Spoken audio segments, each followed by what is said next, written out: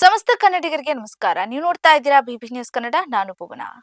ಈಗಾಗಲೇ ನಮ್ಮ ರಾಜ್ಯದಲ್ಲಿ ಕಾಂಗ್ರೆಸ್ ಮತ್ತೆ ಬಿಜೆಪಿ ಎರಡು ಕಣಕ್ಕಿಳಿದು ಪ್ರತಿಭಟನೆಯನ್ನ ಮಾಡ್ತಾ ಇದೆ. ಯಾವ ವಿಚಾರವಾಗಿ ಅಂತ ಅಂದ್ರೆ ನಿಮ್ಗೆಲ್ರಿಗೂ ಗೊತ್ತಿರೋ ಹಾಗೆ ಮನ್ರೇಗಾ ಯೋಜನೆ ಏನಿದೆ, ಅದಾದ ಬಳಿಕ ವಿ ರಾಮ್ಜಿ ಒಂದು ಯೋಜನೆಯನ್ನ ತರಲಾಗ್ತಾ ಇತ್ತು. ಅದರ ಬಗ್ಗೆ ಸಾಕಷ್ಟು ಚರ್ಚೆಗಳು ಮೊನ್ನೆ ಕೂಡ ಸದನದಲ್ಲಿ ನಡೀತು.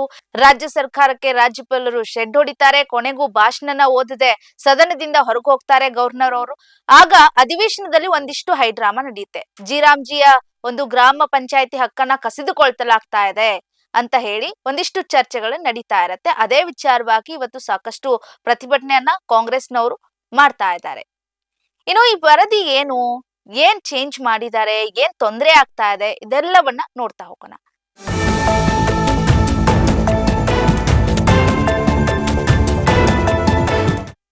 ನೋಡಿ, ಮೊದಲಿಗೆ ಮನ್ರೇಗಾ ಯೋಜನೆ ರದ್ದು ಮಾಡಿರುವಂತಹ ವಿರುದ್ಧ ಈಗಾಗಲೇ ಪ್ರತಿಭಟನೆ ನಡೆತಾ ಇರುವಂತದ್ದು. 2005ರಲ್ಲಿ ಕಾಂಗ್ರೆಸ್ ಸರ್ಕಾರ ರಾಷ್ಟ್ರದಲ್ಲಿ ನಿರುದ್ಯೋಗ ಸಮಸ್ಯೆಯನ್ನ ನಿವಾರಿಸುವುದಕ್ಕೆ ಮನ್ರೇಗಾ ಯೋಜನೆಯನ್ನ ಜಾರಿಗೆ ತಂದಿತ್ತು.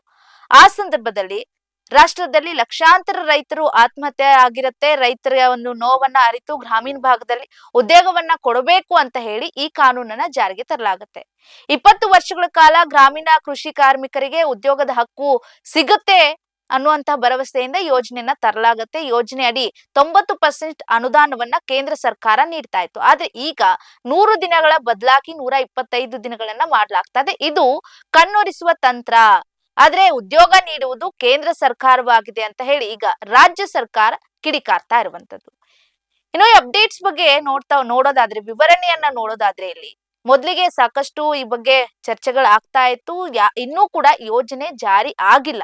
ಜಾರಿಗೆ ತರಬೇಕು ಅನ್ನುವಂತ ನಿಟ್ಟಿನಲ್ಲಿ ಮಾತುಕತೆ ನಡೀತಾ ಇರುವಂತದ್ದು. ಮಹಾತ್ಮ ಗಾಂಧಿ ಅವರ ವಿರುದ್ಧ ದೇವರನ್ನ ನಿಲ್ಲಿಸುವಂತ ಪ್ರಯತ್ನವನ್ನ ಈಗ ಬಿಜೆಪಿ ಅವರು ಮಾಡ್ತಾ ಇದ್ದಾರೆ ಅಂತ ಹೇಳಿ ಕಾಂಗ್ರೆಸ್ ನಾಯಕರು ಒಂದಿಷ್ಟು ವಾಗ್ದಾಳಿಯನ್ನ ಮಾಡ್ತಾ ಇದ್ದಾರೆ. ಫ್ರೀಡಂ ಪಾರ್ಕ್ ನಲ್ಲಿ ಪ್ರತಿಭಟನೆ ನಡೀತಾ ಇದೆ. ರಾಜಭವನ ಚಲೋ ಕಾರ್ಯಕ್ರಮವನ್ನ ನಡೆಸಿ ಬಿಜೆಪಿ ವಿರುದ್ಧ ವಾಗ್ದಾಳಿಯನ್ನ ಮಾಡ್ತಾ ಇದ್ದಾರೆ.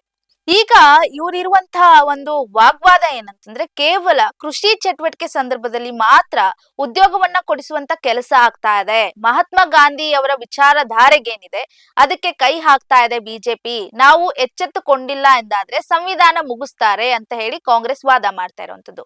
ಕಾಂಗ್ರೆಸ್ ಅವಧಿಯಲ್ಲಿ ಎಲ್ಲಾ ಕಾರ್ಯಕ್ರಮಗಳ ಹೆಸರು ಬದಲಾವಣೆ ಮಾಡ್ಲಾಗಿತ್ತು. ಮನ್ ಕಿ ಬಾತ್ ನಲ್ಲಿ ರೈತರ ಬಗ್ಗೆ ಮೋದಿ ಭಾಷಣ ಮಾಡಿಲ್ಲ, ಇದು ರೈತ ವಿರೋಧಿ ನಡೆಯಾಗಿದೆ, ಮಹಾತ್ಮ ಗಾಂಧಿ ಅವರ ವಿರುದ್ಧ ದೇವರನ್ನ ನಿಲ್ಲಿಸುವ ಪ್ರಯತ್ನ ಬಿಜೆಪಿ ಮಾಡ್ತಾ ಇದೆ ಅಂತ ಹೇಳಿ ವಾಗ್ವಾದವನ್ನ ಮಾಡ್ತಾ ಇದೆ. ನೋಡಿ, ಗ್ರಾಮೀಣ ಜನರಿಗೆ ಅನ್ಯಾಯ ಆಗ್ತಾ ಇದೆ ಅಂತ ಹೇಳಿ ಸಚಿವರು ಮಾತನಾಡ್ತಾರೆ.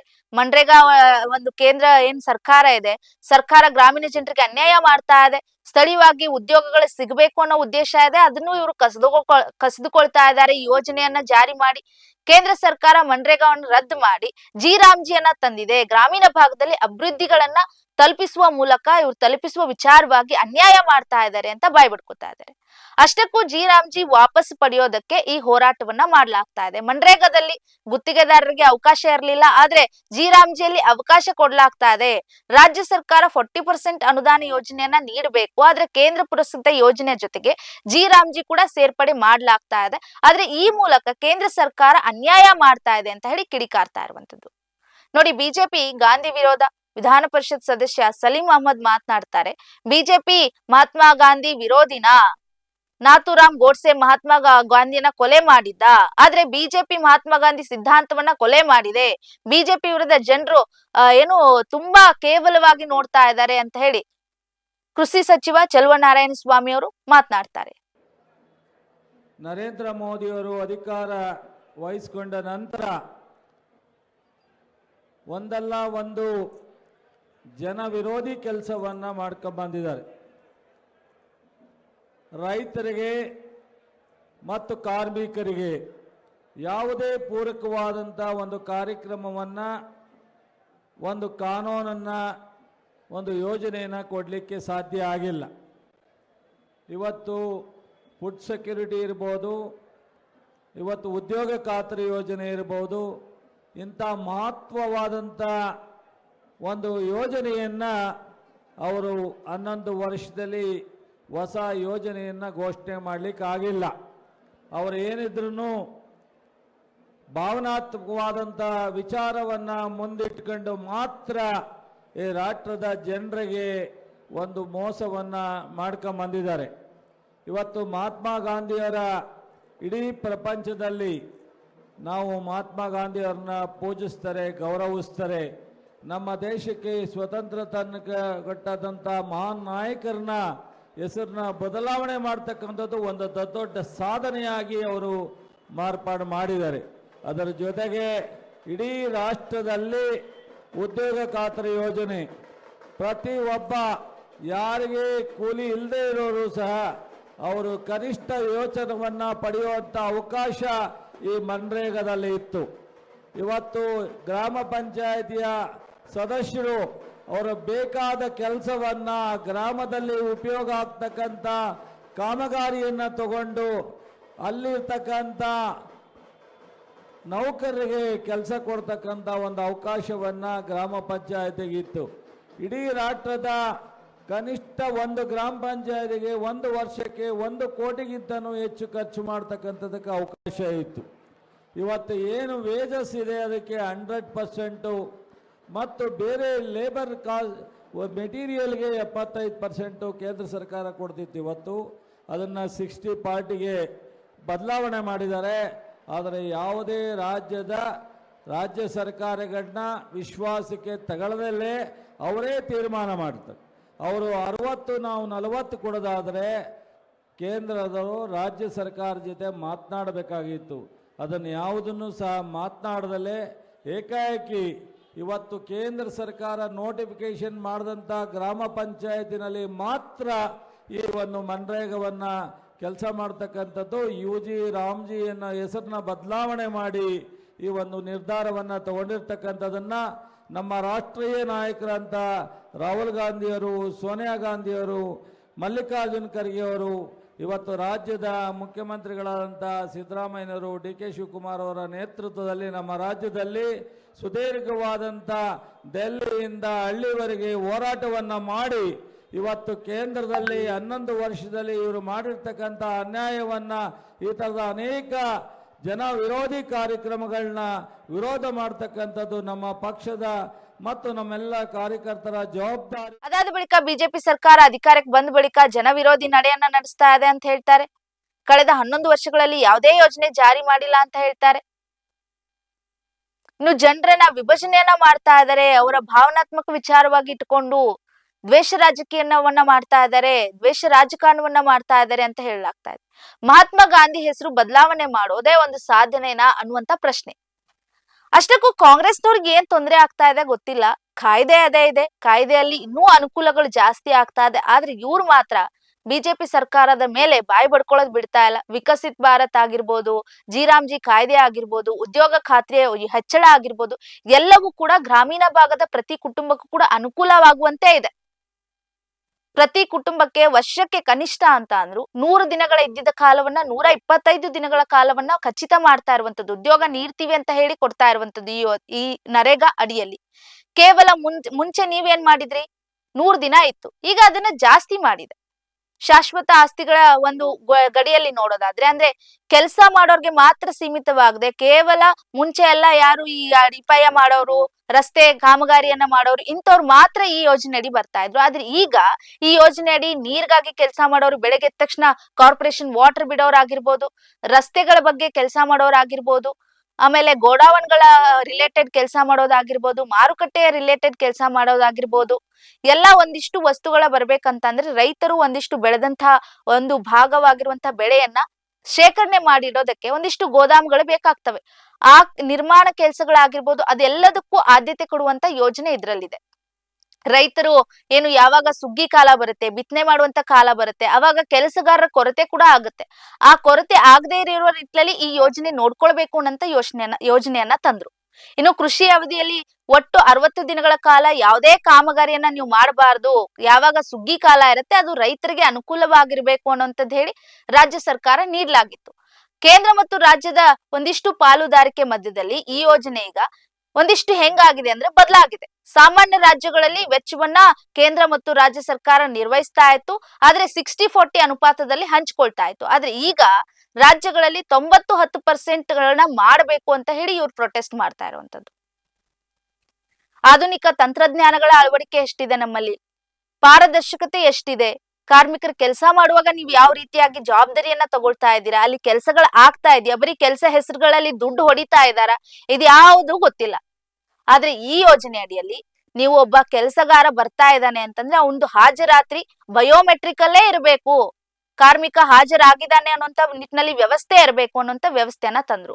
ಜೊತೆಗೆ ಯಾವ ಸ್ಥಳದಲ್ಲಿ ಇವ್ರು ಕೆಲಸ ಮಾಡ್ತಾರೆ ಆ ಕೆಲಸದಲ್ಲಿ ನಿಗಾ ಇಡೋದಕ್ಕೆ GPS ಕ್ರಮವನ್ನ ಅಳವಡಿಕೆ ಮಾಡ್ಬೇಕು ಅಂತ ಬಂತು. ಅಂದ್ರೆ ಇವಾಗ ತುಂಬಾ ಜನ ಹೇಳ್ತಾರೆ ಎಲ್ಲೋ ವಿಧಾನಸೌಧದಲ್ಲಿ ಕೆಲಸ ಮಾಡ್ತಿರ್ತಾರೆ, ಇವನು ಮನೇಲೇ ಇರ್ತಾನೆ, ನಾನ್ ವಿಧಾನಸೌಧದಲ್ಲೇ ಇದ್ದೀನಿ ಅಂತ ಹೇಳ್ತಾರೆ. ಆಗ ಯಾರಿಗಪ್ಪ ಲಾಸು? ಸರ್ಕಾರಕ್ಕೆ ತಾನೇ ಲಾಸು. ಸರ್ಕಾರನೇ ತಾನೇ 100 ದಿನಗಳ ಕಾಲ ಅವಕಾಶವನ್ನ ಕೊಟ್ಟಿರುತ್ತೆ, 100 ದಿನಗಳ ಕಾಲ ಸಂಬಳವನ್ನ ಕೊಡ್ತಾ ಇರುತ್ತೆ. ಇವಾಗ ಆ ರೀತಿ ಆಗ್ಬಾರ್ದು ಅನ್ನೋ ನಿಟ್ಟಿನಲ್ಲಿ GPS ಅವಕಾಶವನ್ನ ಏನು ಪತ್ತೆ ಹಚ್ಚೋದಕ್ಕೋಸ್ಕರ ಒಂದಿಷ್ಟು ಆ ಯೋಜನೆಗಳನ್ನು ಕೂಡ ಮಾಡ್ಲಾಗ್ತಾ ಇದೆ ಅನ್ನೋದು ಈ ಯೋಜನೆಯಲ್ಲಿ ಇರುವಂತದ್ದು. ಇನ್ನು ಒಂದಿಷ್ಟು ಅಕ್ರಮಗಳು ನಡೆಯುತ್ತೆ, ಅಕ್ರಮಗಳನ್ನ ಬಯಲು ಮಾಡೋದಕ್ಕೋಸ್ಕರ ಕೃತಕ ಬುದ್ಧಿಮತ್ತೆ ತಂತ್ರಜ್ಞಾನವನ್ನ ಬಳಸ್ಕೊಳ್ಳೋದು ಕಡ್ಡಾಯ ಅಂತ ಹೇಳಲಾಗುತ್ತೆ. ಒಬ್ಬ ಕಾರ್ಮಿಕನ ಕೆಲಸಕ್ಕಾಗಿ ಬೇಡಿಕೆ ಇಟ್ರೆ, ಯಾವುದೇ ಕಾರ್ಮಿಕ ನನಗೆ ಕೆಲಸ ಇಲ್ಲ ಸ್ವಾಮಿ ನನಗೆ ಕೆಲಸ ಕೊಡಿ ಅಂತ ಹೇಳಿ ಒಬ್ಬ ಕಾರ್ಮಿಕ ಬೇಡಿಕೆ ಇಟ್ರೆ 15 ದಿನಗಳೊಳಗಾಗಿ ಸರ್ಕಾರ ಕೆಲಸ ನೀಡಬೇಕು. ಇಲ್ಲದಿಲ್ಲ ಅಂದ್ರೆ, ಕೆಲಸ ನೀಡ್ಲಿಲ್ಲ ಅಂತಂದ್ರೆ ಆ ಕಾರ್ಮಿಕನಿಗೆ ಕನಿಷ್ಠ ಏನಿಲ್ಲ ಅಂದ್ರು ರಾಜ್ಯ ಸರ್ಕಾರ ನಿಯಮ ಇರುವಂತಹ ನಿಯಮದಲ್ಲಿ ಅವನಿಗೆ ಏನು ನಿರುದ್ಯೋಗ, ಅವನಿಗೆ ಕೆಲಸ ನಾವು ಕೊಡಕ್ಕಾಗಿಲ್ಲ, ನಾವು ವಿಫಲರಾಗಿದ್ದೀವಿ ಅಂತ ಹೇಳಿ ನಿರುದ್ಯೋಗ ಭತ್ಯೆಯನ್ನ ಕೊಡ್ಬೇಕು ನೀವು. ಆದ್ರೆ ಆ ಕೆಲಸಗಳು ಎಲ್ಲಾಗ್ತಾ ಇದೆ?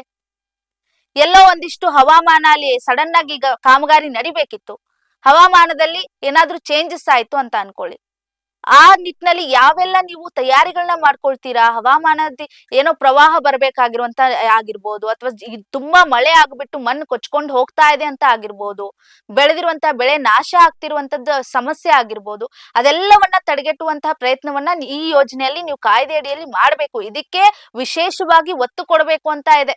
ಜೊತೆಗೆ ಪರಿಸರ ಸ್ನೇಹಿ ಕಾಮಗಾರಿಗಳಿಗೆ ನೀವು ಒತ್ತು ಕೊಡ್ಬೇಕು ಅಂತ ಇದೆ. ಒಳ್ಳೆ ಅಂಶನೇ ಅಲ್ವಾ? ಯಾಕೆ ನೀವು ಬೇಡ ಅಂತ ಹೇಳ್ತೀರಿ? ಇನ್ನೂ ಒಳ್ಳೇದಿದೆ. ಕೇವಲ ಹೆಸರು ಚೇಂಜ್ ಮಾಡಿದ್ದಾರೆ ಬಿಟ್ರೆ ಬೇರೆ ಏನು ಚೇಂಜ್ ಆಗಿಲ್ಲ ಅನ್ನುವಂತ ನಿಟ್ಟಿನಲ್ಲಿ ನೀವು ಮಾತನಾಡ್ತಾ ಇದ್ದೀರಾ. ಆದ್ರೆ ಸಾಕಷ್ಟು ಅಂಶಗಳನ್ನ ನಾವಿಲ್ಲಿ ಗಮನಿಸಬೇಕು. ಯೋಜನೆಯಲ್ಲಿ ಏನೇನೆಲ್ಲ ಬದಲಾವಣೆ ಆಗಿದೆ, ಯಾವ್ದಾವ್ದಕ್ಕೆಲ್ಲ ಮಹತ್ವವನ್ನ ಕೊಡ್ತಾ ಇದ್ದಾರೆ, ಎಷ್ಟೆಲ್ಲ ಒತ್ತುಗಳನ್ನ ಕೊಡ್ತಾ ಇದ್ದಾರೆ, ಏನೇನ್ ಹೆಚ್ಚುವರಿ ಸೌಲಭ್ಯಗಳು ಈ ಯೋಜನೆಯಲ್ಲಿ ಸಿಗ್ತಾ ಇದೆ ಅನ್ನುವಂಥದ್ದನ್ನ ನಾವು ಪ್ರಮುಖವಾಗಿ ಇಲ್ಲಿ ಗಮನಿಸಬೇಕು. ಇನ್ನು ಕಾಂಗ್ರೆಸ್ ನಾಯಕ BK ಹರಿಪ್ರಸಾದ್ ಅವರು ಬಿಜೆಪಿ ವಿರುದ್ಧ ವಾಗ್ದಾಳಿನ ಮಾಡಿದ್ದಾರೆ. ಏನ್ ಮಾತನಾಡಿದ್ದಾರೆ ನೋಡ್ಕೊಂಡ್ ಬರೋಣ.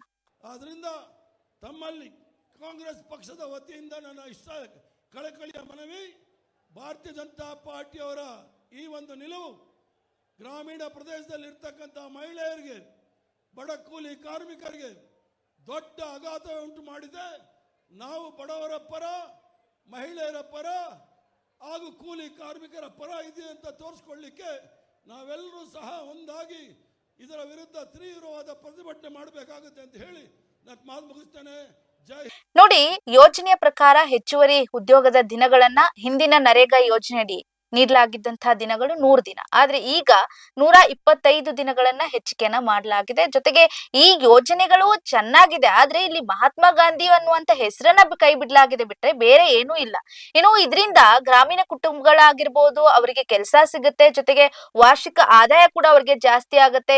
ಇದರಿಂದ ಏನಾಗುತ್ತೆ ಅಂತಂದ್ರೆ ಸಾಕಷ್ಟು ಜನ ಕೆಲಸವನ್ನ ಅವಲಂಬನೆ ಮಾಡ್ಕೊಂಡು ವಲಸೆ ಹೋಗ್ತಾ ಇರ್ತಾರೆ, ಅದನ್ನು ಕೂಡ ತಡೆಯೋದ್ರಲ್ಲಿ ಸಹಕಾರಿ ಆಗುತ್ತೆ ಅಂತ ಹೇಳಿ ಮಾಡ್ಲಾಗಿರುವಂತದ್ದು.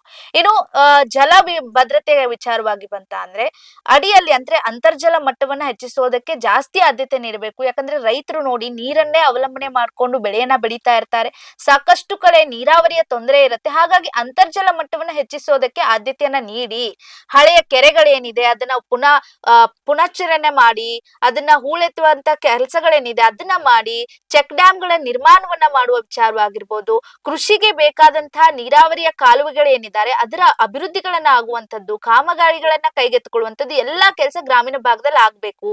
ಜೊತೆಗೆ ಒಂದಿಷ್ಟು ಮೂಲ ಸೌಕರ್ಯಗಳನ್ನ ಕೊಡಬೇಕು. ಏನು ಮೂಲ ಸೌಕರ್ಯಗಳಂದ್ರೆ, ಈ ಹಳ್ಳಿಗಳಲ್ಲಿ ಒಂದಿಷ್ಟು ಸಂಪರ್ಕವನ್ನ ಸುಧಾರಿಸುವಂತಹ ಕಾಲುವೆಗಳಿರುತ್ತೆ, ಅಲ್ಲಿ ಕೂಡ ನೀರ್ ಹರಿದು ಹೋಗ್ಬೇಕು ಅನ್ನೋ ನಿಟ್ಟಿನಲ್ಲಿ ಒಂದ್ ಕಡೆ ಕಾಲುವೆಗಳಿರುತ್ತೆ ಅಲ್ಲಿ ನೀರೇ ಬರ್ತಿರಲ್ಲ, ಅವಾಗ ರೈತ ಏನ್ ಮಾಡ್ಬೇಕು? ನೀರನ್ನೇ ಬದುಕೊಂಡಲ್ವಾ ಅವ್ನು ಬೆಳೆ ಬೆಳೀತಾ ಇರ್ತಾನೆ. ಸೊ ಮೂಲ ಸೌಕರ್ಯಗಳೇನಿದೆ ಅದನ್ನ ಚೆನ್ನಾಗಿ ಮಾಡ್ಬೇಕು, ಅದನ್ನ ಸುಧಾರಿಸಬೇಕು ಅನ್ನುವಂತ ನಿಟ್ಟಿನಲ್ಲಿ ಒತ್ತು ನೀಡಬೇಕು ಅಂತ ಹೇಳ್ತಾರೆ. ಇನ್ನು ಗ್ರಾಮೀಣ ಮಟ್ಟದಲ್ಲಿ ಗುಣಮಟ್ಟದ ವಿಚಾರವಾಗಿ ನೋಡೋದಾದ್ರೆ ರಸ್ತೆ ನಿರ್ಮಾಣ ಆಗಿರ್ಬೋದು, ಶಾಲೆಗಳ ಕಟ್ಟಡ ದುರಸ್ತಿಗಳಾಗಿರ್ಬೋದು, ನಾವು ನೋಡ್ತೀವಿ ದಿನಾ ಬೆಳಗಾದ್ರೆ ಶಾಲೆಯಲ್ಲಿ ಒಂದು ಶೌಚಾಲಯ ಇರೋದಿಲ್ಲ, ಕುಡಿಯೋದಕ್ಕೆ ನೀರಿರೋದಿಲ್ಲ, ಕಟ್ಟಡ ಬಿದ್ರು ಕೇಳೋರು ಯಾರು ಇರಲ್ಲ, ಆ ರೀತಿಯಾಗಿ ಕೆಲಸಗಳಾಗ್ತಾ ಇರತ್ತೆ. ಇದೆಲ್ಲದರ ಬಗ್ಗೆ ಗಮನ ಹರಿಸಬೇಕು ಅನ್ನೋಂಥದ್ದು ಈ ಯೋಜನೆಯಲ್ಲಿ ಇರುವಂತದ್ದು. ಇನ್ನು ನಿರ್ಮಾಣ ಹಂತವಾಗಿ ಬಂದಾಗ ಅಂಗನವಾಡಿಗಳಂತಹ ಆಸ್ತಿ ಪಾಸ್ತಿಗಳಿರ್ಬೋದು, ಸಾರ್ವಜನಿಕ ಆಸ್ತಿಗಳಾಗಿರ್ಬೋದು, ಅದನ್ನ ಅಭಿವೃದ್ಧಿ ಮಾಡುವಂತ ಮುಖ್ಯ ಉದ್ದೇಶ ಇದರಲ್ಲಿ ಇರುವಂತದ್ದು. ಈ ಎಲ್ಲಾ ಕೆಲಸಗಳನ್ನ ಈ ಯೋಜನೆ ಅಡಿ ಮಾಡ್ಬೇಕು. ಆದ್ರೆ ಎಲ್ಲಿ ಸರ್ಕಾರ ತಲೆ ಕೆಡಿಸ್ಕೊಳ್ತಾ ಇದೆ? ನಿಜವಾಗ್ಲೂ ಎಲ್ಲಾ ಯೋಜನೆಗಳನ್ನ ಪೂರೈಕೆ ಮಾಡ್ತಾ ಇದೆಯಾ? ಸೌಲಭ್ಯಗಳನ್ನ ಪೂರೈಸ್ತಾ ಇದೆಯಾ? ಎಲ್ಲಾ ಯೋಜನೆಗಳ ಸಾರ್ವಜನಿಕರಿಗೆ ಹೆಲ್ಪ್ ಆಗುವಂತೆ ಮಾಡ್ತಾ ಇದೆಯಾ ಅನ್ನುವಂಥದ್ದು ಒಂದು ಕ್ವಶನ್ ಇಲ್ಲಿ. ಇನ್ನು ಗ್ರಾಮೀಣ ಜನರಿಗೆ ಅನ್ಯಾಯ ಆಗ್ತಾ ಇದೆ ಅಂತ ಹೇಳಿ ಸಚಿವ MB ಪಾಟೀಲ್ ಅವರು ಮಾತನಾಡಿದ್ದಾರೆ. ಏನ್ ಮಾತನಾಡಿದ್ದಾರೆ ನೋಡೋಣ. ರಾಜ್ಯದ ರಾಜಧಾನಿ ಬೆಂಗಳೂರಲ್ಲಿಂದು ಐತಿಹಾಸಿಕ ಮಹಾತ್ಮ ಗಾಂಧಿ ರೋಜ್ಗಾರ್ ಯೋಜನೆ ಬದಲಾವಣೆ ಮಾಡಿ ಅದನ್ನು ನಿಷ್ಕ್ರಿಯಗೊಳಿಸಿ ಕೇಂದ್ರ ಸರ್ಕಾರ, ನರೇಂದ್ರ ಮೋದಿಯವರ ಸರ್ಕಾರ ಏನು ಒಂದು ದೊಡ್ಡ ಅನ್ಯಾಯವನ್ನು ಇವತ್ತು ಸಹ ಗ್ರಾಮೀಣ ಜನರಿಗೆ ಮತ್ತು ಪಂಚಾಯತ್ ರಾಜ್ ವ್ಯವಸ್ಥೆಗೆ, ಗ್ರಾಮಗಳಿಗೆ ಮಾಡಿದ್ದಾರೆ. ಇದು ಒಂದು ಭಾಳ ದೊಡ್ಡ ಅನ್ಯಾಯ ಇವತ್ತು ಸಹ ಎಸಗಿದ್ದಾರೆ. ಇವತ್ತು ಸ್ವತಂತ್ರ ಭಾರತದ ನಂತರ ಬಹುಶಃ ಅತ್ಯಂತ ಪ್ರಮುಖವಾದಂಥ ಯೋಜನೆ ಇವತ್ತೊಂದು ಸಹ ಮಹಾತ್ಮ ಗಾಂಧಿ ರಾಜ್ಗೋರ್ ಯೋಜನೆ. ಶ್ರೀಮತಿ ಸೋನಿಯಾ ಗಾಂಧಿ ಅವರು UPA ಅಧ್ಯಕ್ಷರಾಗಿ ಹಾಗೂ ಮನಮೋಹನ್ ಸಿಂಗ್ ಅವರು ಪ್ರಧಾನಮಂತ್ರಿಯಾಗಿ ಈ ಮಹಾತ್ಮ ಗಾಂಧಿ ರೋಜ್ಗಾರ್ ಯೋಜನೆಯನ್ನು ಸ್ಥಳೀಯವಾಗಿ ಒಂದು ಸಹ ಜನರಿಗೆ ಉದ್ಯೋಗ ಸಿಗಬೇಕು, ಬೇರೆ ಕಡೆ ಗುಳೆ ಹೋಗಬಾರ್ದು, ಸ್ಥಳೀಯವಾಗಿ 100 ದಿನಗಳ ಕಾಲ ಅವರಿಗೆ ಕನಿಷ್ಠ ವೇತನದ ಮೂಲಕ ಇವತ್ತು ಸಹ ಉದ್ಯೋಗ ಸಿಗಬೇಕು ಅನ್ನೋ ದೃಷ್ಟಿಯಿಂದ ಮಾಡಿರುವಂಥದ್ದು. ಅವರಿಗೆ ಒಂದು ಹಕ್ಕನ್ನು ಇವತ್ತು ಸಹ ಸಂವಿಧಾನಕವಾದಂಥ ಅವ್ರಿಗೆ ಕೆಲಸ ಪಡ್ಕೊಳ್ಳಿಕ್ಕೆ ಒಂದು ಹಕ್ಕನ್ನು ಕೊಟ್ಟಿರುವಂಥದ್ದು. ಅದರ ಜೊತೆಗೆ ಇವತ್ತು ಗ್ರಾಮೀಣ ಮಟ್ಟದಲ್ಲಿ ಗ್ರಾಮ ಪಂಚಾಯಿತಿಯಲ್ಲಿ ಏನು ಮಹಾತ್ಮ ಗಾಂಧೀಜಿಯವ್ರ ಕನಸಿತ್ತು, ಗ್ರಾಮ ಸ್ವರಾಜ್ಯದ ಕನಸು, ಭಾರತ ದೇಶ ಪ್ರತಿಶತ 70% ಅಷ್ಟು ಹಳ್ಳಿಗಳ ದೇಶ. ಹೀಗಾಗಿ ಆವಾಗ ಗ್ರಾಮಗಳ ಅಭಿವೃದ್ಧಿ ಆಗ್ತದೆ, ಆವಾಗ ನೈಜವಾಗಿ ಭಾರತ ಅಭಿವೃದ್ಧಿ ಆಗಿದಂಗೆ ಅಂತೇಳೇನು ಮಹಾತ್ಮ ಗಾಂಧೀಜಿಯವರ ಕನಸನ್ನು ಹೊಂದಿದ್ರು. ಅದನ್ನ ಸಕಾರಗೊಳಿಸಿದಂಥವರು ಹಿಂದಿನ ದಿವಂಗತ ಪ್ರಧಾನಮಂತ್ರಿಗಳಂತ ಶ್ರೀ ರಾಜೀವ್ ಗಾಂಧಿಯವರು. ಇವತ್ತು ಕೇಂದ್ರ ಸರ್ಕಾರ ಇದನ್ನ ಬದಲಾವಣೆ ಮಾಡಿದ್ದಾರೆ. ಏನು ಜಿ ಅಂತ ಯೋಜನೆ ತಂದಿದ್ದಾರೆ. ಒಂದನೇದಾಗಿ ಇವತ್ತು ಸಹ ಇದು ಇಡೀ ಭಾರತ ದೇಶದ ಎಲ್ಲ ಪಂಚಾಯಿತಿಗಳಿಗೆ ಇವತ್ತು ಸಹ ಅವರು ಇದನ್ನು ಕೊಡ್ತಾ ಇಲ್ಲ, ಅವರು ಆಯ್ಕೆ ಮಾಡ್ಕೋತಾ ಇದ್ದಾರೆ. ಅವರು ಆಯ್ಕೆ ಮಾಡುವಂಥದ್ದು ಗ್ರಾಮ ಪಂಚಾಯಿತಿಗಳಿಗೆ ಮಾತ್ರ ಈ ಜಿ ಯೋಜನೆ. ಎರಡನೇದಾಗಿ ಇವತ್ತು ಸಹ ಪ್ರಮುಖವಾಗಿ ಇವತ್ತು ಏನು ಅಲ್ಲಿ ಸ್ಥಳೀಯವಾಗಿ ಗ್ರಾಮ ಸಭೆ ಮಾಡಿ ಇವತ್ತು ಸಹ ಅಲ್ಲಿ ಆ ಗ್ರಾಮಗಳಲ್ಲಿ ಶಾಲೆಗಳಾಗಲಿ, ರಸ್ತೆಗಳಾಗಲಿ, ಶಾಲಾ ಕಾಂಪೌಂಡ್ಗಳಾಗಲಿ, ಶೌಚಾಲಯ ಆಗಲಿ, ಬಾಂದಾರ್ಗಳಾಗಲಿ, ಕೆರೆಗಳನ್ನಾಗಲಿ ಇವತ್ತು ನಿರ್ಮಾಣ ಮಾಡಲಿಕ್ಕೆ ಏನು ಸಾಧ್ಯ ಆಗ್ತದೆ ಅದನ್ನ ಇವತ್ತು ಸಹ ತಪ್ಪಿಸಿ ಇವತ್ತು ಕೇಂದ್ರ ಸರ್ಕಾರ ಪುರಸ್ಕೃತ ಯೋಜನೆ ಜೊತೆಗೆ ಇದನ್ನ ಹೊಂದಾಣಿಕೆಯನ್ನು ಮಾಡಿದ್ದಾರೆ. ಎರಡು ದೊಡ್ಡ ಅನ್ಯಾಯಗಳು, ಸ್ಥಳೀಯವಾಗಿ ಉದ್ಯೋಗ ಸಿಗುವಂಥದನ್ನ ಕಿತ್ಕೊಂಡಿದ್ದಾರೆ. ಮತ್ತು ಅವರು ತಮ್ಮದರಲ್ಲಿ ಕನಿಷ್ಠ ವೇತನ ಏನು ಆ ರಾಜ್ಯಗಳಿದ್ರೆ ಅದನ್ನು ಕೂಡ ಇವತ್ತು ಸಹ ಅವರು ಎಲ್ಲಿನೂ ಕೂಡ ಸ್ಪಷ್ಟವಾಗಿ ಹೇಳಿಲ್ಲ. ಹೀಗಾಗಿ ಈ ಮಹಾತ್ಮ ಗಾಂಧಿ ರೋಜ್ಗಾರ್ ಯೋಜನೆ ವಿರುದ್ಧ ಇವತ್ತು ಕೇಂದ್ರ ಸರ್ಕಾರ, ಪ್ರಧಾನಮಂತ್ರಿಗಳು ಒಂದು ದೊಡ್ಡ ಅನ್ಯಾಯವನ್ನು ಮಾಡಿದ್ದಾರೆ. ಇದನ್ನ ಬಹುಶಃ ಗ್ರಾಮೀಣ ಜನರು, ನಾನು ನಿನ್ನೆನೂ ಕೂಡ ಸಿಂದಗಿಯಲ್ಲಿ ಗ್ರಾಮದಲ್ಲಿ ಹೋಗಿದ್ದೆ ಒಂದು ಗ್ರಾಮ ಪಂಚಾಯತಿ ಕಟ್ಟಡದ ಉದ್ಘಾಟನೆಗೆ. ಅಲ್ಲಿಯ ಸದಸ್ಯರು ಜನತೆ ಹೇಳ್ತಾ ಇದ್ರು, ಮಹಾತ್ಮ ಗಾಂಧಿ ರೋಜ್ಗಾರ್ ಯೋಜನೆ ಇರ್ತಿದ್ರೆ ನಮ್ಮ ಪರಿಸ್ಥಿತಿ ಏನಾಗ್ತಾ ಇತ್ತು ಅನ್ನೋದನ್ನ. ಹೀಗಾಗಿ ಇವತ್ತು ನಮ್ಮ ಹೋರಾಟ ಏನಿದೆ, ಇವತ್ತು ಮೊದಲು ಮಹಾತ್ಮ ಗಾಂಧಿ ರೋಜ್ಗಾರ್ ಯೋಜನೆ ಮೂಲತಃ ಏನಿತ್ತು ಅದನ್ನು ಯಥಾವತ್ತು ಮತ್ತೆ ಇವತ್ತು ಜಾರಿಗೊಳ್ಳಬೇಕು, ಇದು ಜಿನ ಹಿಂಪಡ್ಕೊಳ್ಬೇಕು ಅಂತೇಳಿ ನಮ್ಮ ಕಾಂಗ್ರೆಸ್ ಪಕ್ಷ ದಿಲ್ಲಿಯಿಂದ ಹಳ್ಳಿವರೆಗೆ ನಾವು ಇವತ್ತು ಹೋರಾಟವನ್ನು ಮಾಡ್ತಾ ಇದ್ದೀವಿ. ಮೊದಲು ಇದರಲ್ಲಿ ಕಾಂಟ್ರಾಕ್ಟರ್ಗಳ ಒಂದು ಪಾತ್ರ ಇರಲಿಲ್ಲ, ಈಗ ಕಾಂಟ್ರಾಕ್ಟರ್ಗಳನ್ನು ಸೇರಿಸಿದ್ದಾರೆ. ನಾಳೆ ಕೇಂದ್ರ ಪುರಸ್ಕೃತ ಯೋಜನೆಯಲ್ಲಿ ಎಲ್ಲಾದ್ರೂ ಒಂದು ನ್ಯಾಷನಲ್ ಹೈವೇ ಮಾಡ್ತಿದ್ರೆ ನಮ್ಮ ಹಳ್ಳಿ ಜನ ಹೋಗಿ ಆ ನ್ಯಾಷನಲ್ ಹೈವೇದಲ್ಲಿ ಕೆಲಸ ಮಾಡಬೇಕು, ಅಂದ್ರೆ ಆ ಕಾಂಟ್ರಾಕ್ಟರ್ ಹತ್ರ ಕೆಲಸ ಮಾಡಬೇಕು. ಮೊದಲು ಇವತ್ತು ಸಹ ಕೂಲಿ ಕಾಂಪೋನೆಂಟ್ ನಲ್ಲಿ ಇವತ್ತು 100ಕ್ಕೆ 100% ಕೇಂದ್ರ ಸರ್ಕಾರ ಕೊಡಬೇಕಾಗಿತ್ತು. ಈಗ ಅಲ್ಲಿ 40% ಕೊಡಬೇಕು. ಮಟೀರಿಯಲ್ ಕಾಂಪೋನೆಂಟ್ ಕೂಡ ನಾವು 40% ಕೊಡಬೇಕು. ಕೇಂದ್ರ ಪುರಸ್ಕೃತ ಯೋಜನೆ ಇವ್ರು ಮಾಡುವಂತ ಯೋಜನೆಗಳಿಗೆ ರಾಜ್ಯ ಸರ್ಕಾರ 40% ಕೊಡಬೇಕು. ಇನ್ನು ಗ್ರಾಮೀಣ ಜನರಿಗೆ ಆದಾಯವನ್ನ ಹೆಚ್ಚಿಸೋದಕ್ಕೂ ಕೂಡ ಸಾಕಷ್ಟು ಇಲ್ಲಿ ನೋಡ್ಬೇಕಾಗತ್ತೆ. ಯಾವ ರೀತಿ ಆದಾಯವನ್ನ ಹೆಚ್ಚಿಸಬೇಕು, ಏನೆಲ್ಲ ಮಾಡಿದ್ರೆ ಆದಾಯ ಹೆಚ್ಚಿಗೆ ಆಗುತ್ತೆ, ರೈತರಿಗೆ ಯಾವ ರೀತಿಯಾಗಿ ಕೆಲಸಗಳನ್ನ ಮಾಡಿದ್ರೆ ಒಳ್ಳೇದಾಗತ್ತೆ. ಈಗ ನೋಡಿ, ರೈತರು ಬೆಳೆಯನ್ನ ಬೆಳೆದಿರ್ತಾರೆ, ಬೆಳೆಗಳನ್ನ ಬೆಳೆದಾಗ ಅದಕ್ಕೆ ಒಳ್ಳೆ ಬೆಲೆ ಬಂದಿಲ್ಲ ಅಂತಂದ್ರೆ ರೈತರಿಗೆ ಲಾಸ್ ಆಗತ್ತೆ. ಆ ನಿಟ್ಟಿನಲ್ಲಿ ಏನ್ ಮಾಡ್ಬೇಕಾಗತ್ತೆ, ಅವರು ಆ ಬೆಳೆದಿರುವಂತ ಬೆಳೆಯನ್ನ ಸಂಗ್ರಹಿಸಿ ಇಟ್ಕೊಂಡು ಯಾವಾಗ ಬೆಲೆ ಜಾಸ್ತಿ ಆಗತ್ತೆ ಅದನ್ನ ಮಾರುಕಟ್ಟೆಯಲ್ಲಿ ಬಿಡಬೇಕಾದಂತ ಸಂದರ್ಭಗಳು ಕೂಡ ಬರುತ್ತೆ. ನಾವು ಸಾಕಷ್ಟು ಸತಿ ನೋಡ್ತೀವಿ, ಟೊಮೆಟೊಗೆ ಬೆಲೆ ಇಲ್ಲ ಅಂತ ಹೇಳಿ ಟ್ರ್ಯಾಕ್ಟರ್ ಗಂಟ್ಲೆ ಲೋಡ್ ಗಂಟ್ಲೆ ರೋಡ್ ಸೈಡ್ ಏನು ಬಿಸಾಕಿ ಹೋಗ್ತಾರೆ. ಆ ರೀತಿ ಆಗಬಾರ್ದು. ಹಾಗಾಗಿ ಅದೆಲ್ಲವನ್ನ ಶೇಖರಣೆ ಮಾಡಿಡೋದಕ್ಕೆ ಒಂದಿಷ್ಟು ಗೋದಾಮುಗಳ ಅಗತ್ಯತೆ ಇರತ್ತೆ. ಆ ಭಾಗದಲ್ಲಿ ಎಷ್ಟು ಗೋದಾಮುಗಳಿದೆ, ನಿಜವಾಗ್ಲೂ ಅದು ಸಾಕಾಗ್ತಾ ಇದೆಯಾ, ಅಲ್ಲಿನ ರೈತರು ಎಷ್ಟು ಬೆಳೆಯನ್ನ ಬೆಳೀತಾ ಇದ್ದಾರೆ, ಹೆಚ್ಚಿನ ಬೆಳೆ ಯಾವ್ದಿದೆ, ಆ ರೀತಿಯಾಗಿ ನೋಡ್ಬೇಕಾಗತ್ತೆ. ಇನ್ನು ಮಾರುಕಟ್ಟೆಯಲ್ಲಿ ಅದಕ್ಕೆ ಆದಂತ ಮಾರುಕಟ್ಟೆ ಇದೆಯಾ, ಸೇಲ್ ಮಾಡೋದಕ್ಕೆ ಸರಿಯಾದ ಜಾಗ ಇದೆಯಾ, ರೈತನಿಗೆ ಅವನು ಸರಿಯಾದ ಪ್ರಮಾಣದಲ್ಲಿ ಉತ್ಪಾದನೆಯನ್ನ ಮಾಡ್ತಾ ಇದ್ದಾನೆ, ಅದರಲ್ಲಿ ಗುಣಮಟ್ಟ ಪದಾರ್ಥಗಳಿದೆಯಾ, ಇದೆಲ್ಲವನ್ನ ನೋಡ್ಬೇಕಾಗತ್ತೆ. ಇಲ್ಲ ಅಂತಂದಾಗ ಅದಕ್ಕೆ ಏನ್ ಬೇಕಾಗತ್ತೆ, ಅದಕ್ಕೆ ತಯಾರಿಗಳನ್ನ ಏನ್ ಮಾಡ್ಬೇಕಾಗತ್ತೆ, ಹೆಲ್ಪ್ ಏನ್ ಮಾಡ್ಬೇಕಾಗತ್ತೆ ಅಂತ ಘಟಕಗಳನ್ನ ಸ್ಥಾಪನೆ ಮಾಡುವ ಅಗತ್ಯ ಬಿದ್ರೆ ಅದನ್ನೂ ಕೂಡ ಮಾಡ್ಬೇಕಾಗತ್ತೆ ಈ ಯೋಜನೆ ಅಡಿಯಲ್ಲಿ. ಆದ್ರೆ ನೀವು ಮಾಡ್ತಾ ಇದ್ದೀರಾ? ಇಲ್ಲ.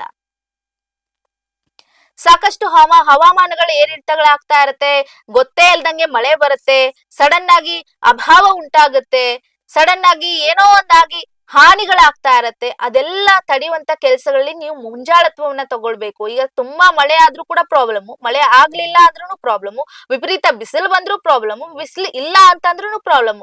ಎಲ್ಲವೂ ಕೂಡ ಸಮಾನ ಪ್ರಮಾಣದಲ್ಲಿ ಬೇಕಾಗತ್ತೆ. ಇನ್ ಕೇಸ್ ಹೆಚ್ಚಳ ಆದಾಗ ಆ ನಿಯಂತ್ರಣಕ್ಕಾಗಿ ಏನ್ ಮಾಡ್ಬೇಕು ಅನ್ನುವಂಥದ್ದು ನಾವು ನೋಡ್ಬೇಕಾಗತ್ತೆ. ಸೊ ಅದೆಲ್ಲವನ್ನ ಈ ಯೋಜನೆಯಡಿ ಬರುತ್ತೆ. ಇನ್ನು ಕಾಮಗಾರಿಗಳ ವಿಚಾರ ಅಂತ ಬಂದಾಗ, ಕಾಮಗಾರಿಗಳಲ್ಲಿ ಗ್ರಾಮಗಳಲ್ಲಂತೂ ಕೆಲಸ ಮಾಡೋರ್ ಗತಿ ಇಲ್ಲ, ಕೆಲಸ ಮಾಡೋರ್ನ ಕ್ವಶನ್ ಕೇಳೋರು ಯಾರು ಇಲ್ಲ. ಆ ರೀತಿ ಆಗಾಗತ್ತೆ. ಯಾವ್ದೋ ಪಂಚಾಯತಿ ಅವನು ಅಧ್ಯಕ್ಷ ತಗೊಂಡಿರ್ತಾನೆ, ಗುತ್ತಿಗೆನ ತಗೊಂಡಿರ್ತಾನೆ, ಒಂದಿಷ್ಟು ದುಡ್ಡು ಕೂಡ ಬಂದಿರುತ್ತೆ ಸರ್ಕಾರದಿಂದ. ಆದ್ರೆ ರಸ್ತೆಗಳ ಒಂದು ದುಸ್ಥಿತಿ ಹೆಂಗಿರುತ್ತೆ ಅಂತಂದ್ರೆ, ಸರಿಯಾದ ರೀತಿಯಲ್ಲಿ ಶಾಲೆಗೆ ಹೋಗೋದಕ್ಕೆ ಒಂದು ರಸ್ತೆ ಇರಲ್ಲ, ಶಾಲೆಗೆ ಹೋಗೋದ್ ಬಿಟ್ಬಿಡಿ, ಜನರು ಓಡಾಡೋದಕ್ಕೆ ಒಂದು ರಸ್ತೆ ಇರಲ್ಲ. ಆ ಎಲ್ಲಾ ಕಾಮಗಾರಿಯನ್ನ ಮಾಡ್ಬೇಕಾಗಿರೋ ಜವಾಬ್ದಾರಿ ಯಾರ್ದು? ನಿಮ್ಮದಾಗಿರತ್ತೆ. ಹೀಗೆ ನಮ್ಗೆ ತೊಂದರೆ ಆಗ್ತಾ ಇದೆ ಅಂತ ಸರ್ಕಾರಕ್ಕೆ ತಿಳಿಸೋದು ಯಾರು? ಗ್ರಾಮೀಣ ಭಾಗದ ಸದಸ್ಯರದಾಗಿರತ್ತೆ. ಆದ್ರೆ ಅದ್ ಯಾವ್ದು ಕೂಡ ಆಗ್ತಾ ಇಲ್ಲ. ಇನ್ನು ಕಾಮಗಾರಿ ಕೆಲಸ ಮಾಡೋರು ಎಷ್ಟು ಜನ ಬರ್ತಾ ಇದಾರೆ, ಅವ್ರದ್ದು ಸರಿಯಾದ ರೀತಿಯಲ್ಲಿ ಕೆಲಸಗಳಾಗ್ತಾ ಇದೆಯಾ, ಬಯೋಮೆಟ್ರಿಕ್ ಕೊಡ್ತಾ ಇದಾರ, ಹಾಜರಾತಿ ಸಿಗ್ತಾ ಇದೆಯಾ, ಕೆಲ್ಸದ ಸ್ಥಳದಲ್ಲಿ ಕಾರ್ಮಿಕರು ಇದಾರಾ ಇಲ್ವಾ, ಇದನ್ನು ಕೂಡ ಕೇಳೋರಿರಲ್ಲ. ಆಧಾರಿತ ಬಯೋಮೆಟ್ರಿಕ್ ಅನ್ನ ಫಸ್ಟ್ ಕಡ್ಡಾಯ ಮಾಡ್ಬೇಕು ಅನ್ನುವಂಥದ್ದು ಈ ಯೋಜನೆಯಲ್ಲಿ ಇರುವಂತದ್ದು. ಇನ್ನು ಸುಮಾರು ಜನ ನಕಲಿ ಹಾಜರಾತಿಗಳನ್ನ ಕೂಡ ಕೊಡ್ತಾರೆ, ಹೇಳಕ್ಕಾಗಲ್ಲ, ಬಂದಿದೀವಿ ಅಂತಾರೆ, ಅವ್ರು ಬರೋ ಜಾಗದಲ್ಲಿ ಬೇರೆ ಯಾರನ್ನೋ ಕಳಿಸ್ತಾರೆ. ಆ ರೀತಿ ಆದಾಗ ಇವ್ರು ಇನ್ನೊಂದು ಕೆಲಸವನ್ನ ಅವ್ರ ಪಾಡಿಗೆ ಅವ್ರು ಮಾಡ್ಕೋತಿರ್ತಾರೆ, ಇಲ್ಲಿ ಯಾರೋ ಒಬ್ಬ ಬಂದ್ಬಿಟ್ಟು ಸುಮ್ನೆ ವಾಕ್ ಮಾಡ್ಕೊಂಡು ಹೋಗ್ಬಿಟ್ರೆ ಕೆಲ್ಸಗಳು ಹೆಂಗಾಗುತ್ತೆ? ಇದೆಲ್ಲವನ್ನ ತಡೆಯೋ ನಿಟ್ಟಿನಲ್ಲಿ ಈ ಯೋಜನೆಯಲ್ಲಿ ಕಡ್ಡಾಯ ಮಾಡಿರುವಂತದ್ದು. ಉದ್ಯೋಗ ಖಾತ್ರಿ ಕಾರ್ಡ್ಗಳನ್ನ ಕೊಡೋ ರೀತಿಯಲ್ಲಿ, ಹಳೆಯ ಜಾಬ್ ಕಾರ್ಡ್ಗಳ ಬದಲಿಗೆ ಈಗ ಭದ್ರತಾ ಕಾರ್ಡ್ ಏನಿದೆ, ಮುಂಚೆ ಬರೀ ಜಾಬ್ ಕಾರ್ಡ್ ಅಂತ ಅಷ್ಟೇ ಕೊಡ್ತಾ ಇದ್ರು, ಭದ್ರತಾ ಕಾರ್ಡ್ ಅಂತ ಇರ್ಲಿಲ್ಲ. ಆದ್ರೆ ಈಗ ಭದ್ರತಾ ಕಾರ್ಡ್ ಅಂತ ಕೊಡ್ತಿದ್ದಾರೆ.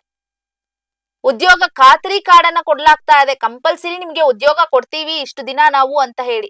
ಆ ಕಾರ್ಡ್ ಇದ್ರೆ ಮಾತ್ರ ಇವ್ರು ಕೆಲಸ ಕೊಟ್ಟಿಲ್ಲ ಅಂತಂದ್ರೆ ಅದಕ್ಕೆ ಇವರು ಭತ್ಯವನ್ನ ಇಸ್ಕೊಳ್ಬಹುದು, ಸಂಬಳವನ್ನ ಇಸ್ಕೊಳ್ಬಹುದು. ನೋಡಿ ಸ್ವಾಮಿ, ನಾನು ಅಪ್ಲೈ ಮಾಡಿದೀನಿ, ನೀವು ಕೊಟ್ಟಿಲ್ಲ, ನನ್ನ ಹತ್ರ ಕಾರ್ಡ್ ಇದೆ, ಖಾತ್ರಿ ಕಾರ್ಡ್ ಇದೆ, ನೀವೇ ಕೊಟ್ಟಿದ್ ಕಾರ್ಡ್ ಇದೆ, ನನಗೆ ನೀವು ಕೊಟ್ಟಿಲ್ಲ ಕೆಲ್ಸ, ಹಂಗಾಗಿ ನನ್ಗೆ ಹಣ ಕೊಡಿ ಅಂತ ಕೇಳ್ಬೋದು.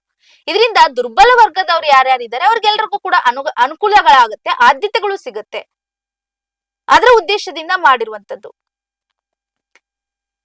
ಡಿಜಿಟಲ್ ಏನು ಒಂದಿಷ್ಟು ಕಾರ್ಡ್ಗಳು ಬಂದಿದೆ, ಡಿಜಿಟಲ್ ಕಾಮಗಾರಿಗಳು ಏನ್ ನಡೀತಾ ಇದೆ ಅದೆಲ್ಲವೂ ಕೂಡ ಒಳ್ಳೇದೆ.